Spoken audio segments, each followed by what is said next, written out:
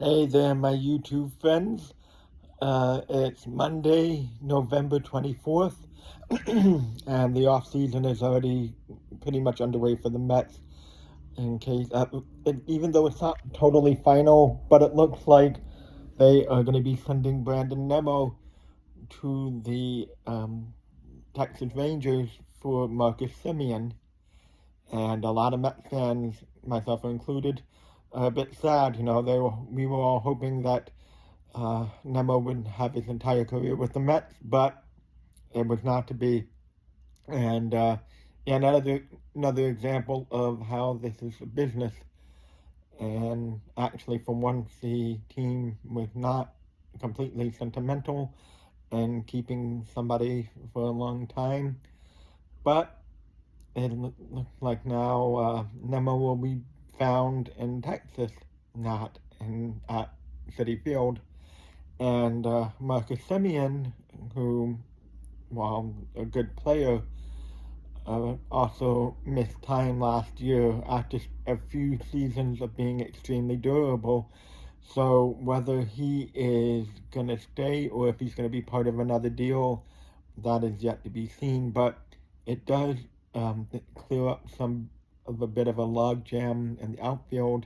And also it will allow the team to go after somebody like Cody Bellinger or Kyle Tucker. And that to be, but another thing to think about that might not be completely obvious is that it could affect whether Pete Alonso decides to come back to New York. Aside from the amount of money that he could get on the free agent market, apparently he and Nimmo were very close, and Nimmo played a part in his deciding to return to the Mets last season. So he's seeing that, sorry, fog in my throat. The Met sent Nimmo off, his friend off.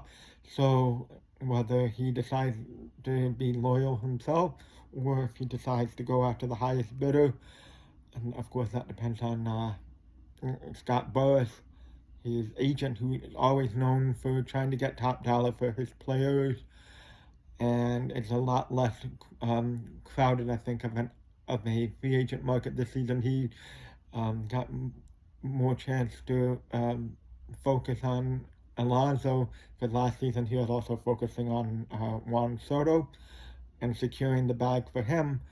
But also another thing to think about is if they don't get Tucker or if or Bellinger, they also have somebody in the minors, one of their first round picks, Carson Benj, who could just step in and possibly step in and take that. But I mean, losing Nimmo is you're losing 92 RBIs from last season, and you're chancing on losing Alonso's big bat.